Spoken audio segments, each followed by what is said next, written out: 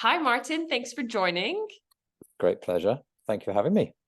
So, can you tell me a bit about yourself and your practice? Yes, so historically, I'm an advertising photographer and a conceptual photographer working with Getty Images.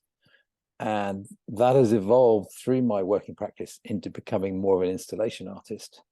So I'm in this transitionary stage from a full-on high-end productions for major advertising agencies to finding my way in the art world as more of a physical installation artist. Okay, so you were making, was it sort of product photography or was it portrait photography? So in the 90s, I helped drive a whole conceptual theme at Getty Images where I would self-fund productions in Cape Town of things like walls of filing cabinets or 25 people walking through the desert with bean bags or a man mowing a patch of grass in the middle of nowhere in the middle of the ocean. So they're conceptually driven. And so even 30 years ago, they were installations, but they happened to be installations I was creating to then photograph to then market. And perhaps one of the best examples of that is when we wrapped a whole house in bubble wrap. And in those days of the early internet, there were very few of us doing that. We were self-funding the whole thing. You can imagine how much that costs with a whole crew, but we were relying on the sales from those images, and it worked, and it worked. The rest is history, as it were, and the many others have come after that, and therefore the investment possibilities and returns have diminished. But that's looking back quite a long way to the sort of high-end conceptual photography. It was indulgent, but it was very well planned. It was very well thought through. It was obviously a big team on every shoot, and I really enjoyed it. I had no idea I'd be where I am now. Who does? In terms of trying to create art installations for their own end, which has happened through various projects in the last decade. But yeah, I went to art college, Salisbury, learned my trade as a photographer, met my wife, all those nice things, driven to create and create. And it's an evolving process. So you're transitioning from that previous career as a commercial photographer to now a fine artist, a contemporary artist, primarily in an installation. So tell me a bit about that transition. Okay, it was commissions from advertising agencies that were the real beauty as well. For instance, I did all the zebras for the Investec campaign for about a decade. And that's a production where you've got to get it all right on the day. You're spending six figures of other people's money. But what's happened, Marine, is as I've never let go of this conceptual side of things, I had crossover commissions. I did something for Boehringer Ingelheim about 2016, where they wanted these giant balloon structures created and photographed. So we're making 100-foot long heartbeats out of balloons, or a solid heart 30 feet high, or a DNA 40 feet high out of balloons. So it's the whole project of producing it, making it happen, a month of planning and plotting, 4 days shooting. So it's, we talk about mixed media, don't we? I'm a sort of crossover media person where I'm already building installations in my day job. And now I want to take it further. And I'm bringing back my production skills and my photographic skills. Now I'm moving on to the less photographic side of what I'm doing. And then something called the Tommy came along in 2016, where I designed a figure to help commemorate 100 years since the end of the First World War in the UK. And it was only local. It was a seated installation of 50 transparent figures to represent the 50 men that did not come back to our village. And that's all it was. It was just for our village. Then it was taken up nationally in 2018, and it was in 4,000 communities. And the Tommy is in a lot of places now. It's become the logo of the Royal British Legion Industries. So that was an installation, an absolutely pure installation that had no more intent than what I'd planned initially, but then went huge. And that gave me another leg up. And there have been other commissions since. So you can see how it's evolving. That sounds really amazing. What a great project to be involved in. So it's interesting that you mentioned how you're transitioning from the creative job to more as a fine contemporary artist. And for a lot of people who find us on the art ladder, that's what they're thinking about, whether they've got a full-time job or a part-time job, and it could be working in a museum or in a gallery, or something that isn't art related, but just pays the bills. So tell me about where you were when you first joined us on the Art Ladder? It's exactly a year ago since your first master. You had, I think, 3,000 people on that, did you?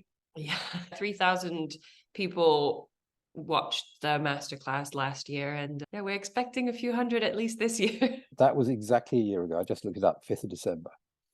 And here I am talking to you a year on with a few exhibitions under my belt in the last month. None of that could have been conceived. It's like I've been cruising along in my nice big ship on these calm waters in my day-to-day trade, of which I'm very proud and I have not let go of. But I've jumped off it into this little tiny rowing boat in a stormy sea with no oars and no sail. And along come Parker Harris with the oars and the sail and the tiller and the rudder and everything. And you're getting me going again. And that's how I look back on the last year. But when I came to that meeting a year ago, little me, like anybody there, I was wide-eyed. How does this world work? And you put on your website about navigating the art world. That's exactly what it is. And you're helping me navigate this little tiny dinghy. It's not going to sink, but it's rocky waters. And how many other nautical analogies can I get in there? But that's where I was a year ago, and that's where I am now. So it's sort of hand-holding exercise, isn't it? First of all, thank you for that. It's incredibly touching when we hear how the program that we've put together, how it's helpful to artists in terms of giving you direction, or as you say, just being alongside you to have these touch points and help you navigate the art world, which at the best of times can be a bit confusing for a lot of people. And I think it's also about not feeling alone in this journey of finding your way as a contemporary artist. I don't lack confidence, but it is quite daunting. You know, you've got to find the doors, and you've got to kick them open, then you've got to go through them. And I think Parker Harris has shown me a whole stable of doors. What I really like, Marine, is that you had 3,000 people on that call. I know you have hundreds on your surgeries and your webinars. It always feels to me like you're talking to me. And I watched the one last night about looking at people's Instagrams. I love the fact that you were looking at Instagrams that didn't have 1 million followers, but had 1 million desires of getting somewhere. Listening to the people, watching their questions come in, having the confidence to put their Instagram up for all of us to look at. Wow, that's courage. What I take most from my year with Parker Harris is that I know I'm one of thousands, but I feel I'm one of one. The good thing with things like the surgery sessions is they do feel a bit more intimate, because people at this stage of the program as well, people can pick and choose and go, yeah, actually this month I am thinking about my Instagram. I am going to put my Instagram link and have a review and have a critique with everybody else. But you can also pick and choose. There's now this back catalog and this library of all this content which you can go back to. Well, one of the things that you mentioned is how things have evolved for you throughout this year and some exhibitions. So I'd love to learn about some of your successes this year, or anything that you feel when you're looking back you've accomplished. It's been a good year. And through the Parker Harris program, I learned about the open competitions, and I sat back and thought about my work, and I submitted to about 5, I think, and got through on 3 of them. And there is nothing more saddening than a letter that starts unfortunately. And after you've had a couple of those, when you get the 3rd one that says delighted, way, it's fantastic. So that's been a great plus. I think the other thing is people in the art world are very interesting, supportive, kind, engaged. And I remember Emma saying in one of the surgeries, all these lists of things that artists needed to be, and one of them was just nice to work with. And I thought, yes, I completely resonate with that. I could jump around a bit. So I got into the Society of Scottish Artists 125th annual exhibition. Unfortunately, the 3 exhibitions I got to had the 3 private views on the same 3 nights, one after the other. So that was a little chaotic. But I did get a plane straight off the ING Discerning Eye at Mal Galleries. The next day I got a plane up to Glasgow and down to Ayr. I had a wonderful weekend up there. I had a long chat with the president of the Society of Scottish Artists, and we've arranged, if I go back up in January, to go for lunch. And talking to the other artists up there, yeah, it was a bit of an effort and a bit of cash to get up, but it was so worth it. Coming to the Mal Galleries a couple of weeks ago, chatting to people, it was fun, and reposting other people's stuff. It's a whole world that I literally didn't know, and that's what's come to me. And then the one in Barcelona, I was able to ask my daughter to go along because she lives there and represent me. But again, it's all this energy and support, and everybody wants you to succeed. They really want you to do well. And I've really appreciated that in the last year. And although the art world, of course, is highly competitive, there seems to be a sort of soft landing for people everywhere. So you said one of the things maybe the program opened your eyes to was artist opportunities in open competitions. So you got into a show in Barcelona, a show at the Mall Galleries in London, and a show in Ayr in Scotland. So amazing that you're finding these national and international as well platforms for your work and putting your work out there. One of the things that was interesting is you said throughout the year and maybe partly throughout the art ladder, realizing, oh, okay, the art world is actually, there are people out there who are rooting for me for my success.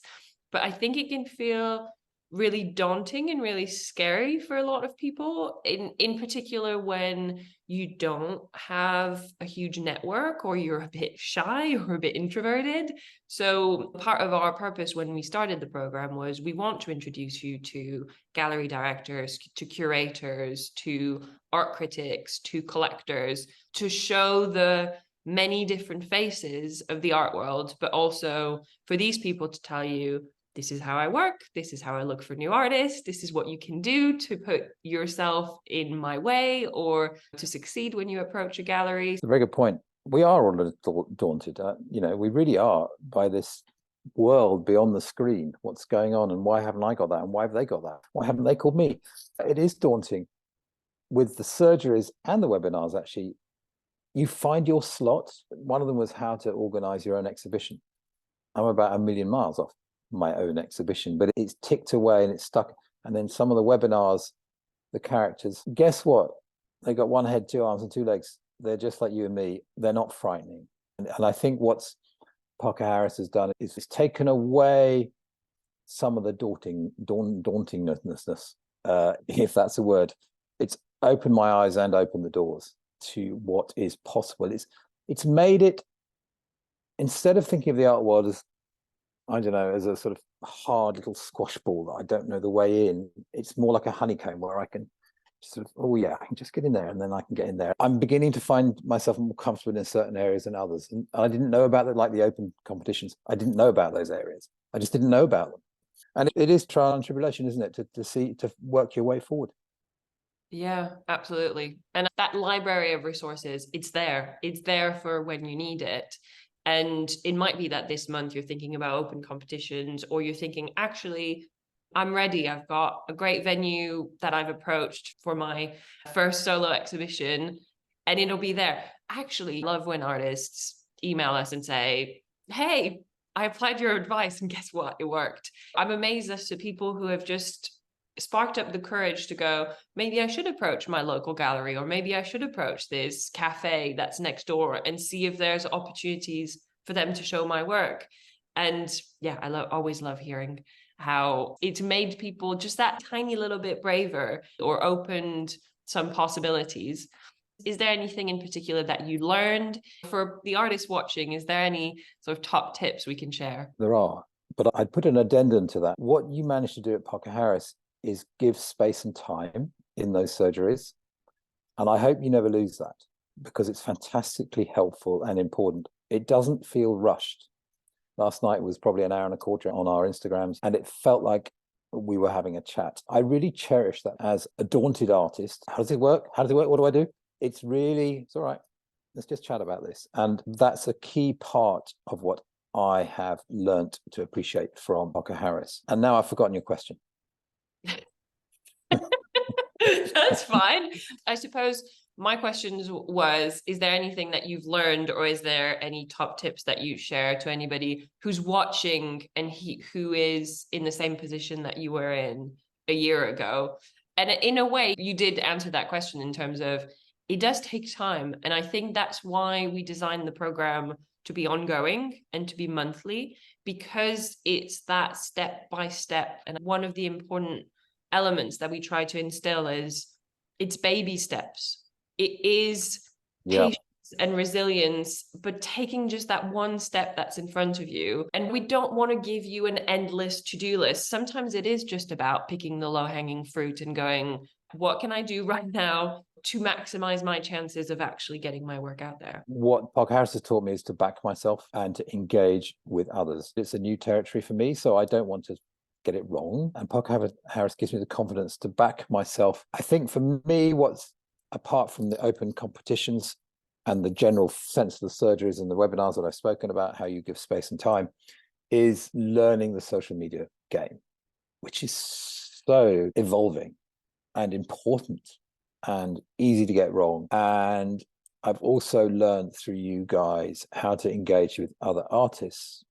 I'm engaging with these people that are doing things, and they're the same as me. They've put their art in, they've given it a go. And I think it's very hard to define, but Parker Harris has certainly taken me from how does this work to submitting, learning, getting through, and now thinking about how I'm going to build on that.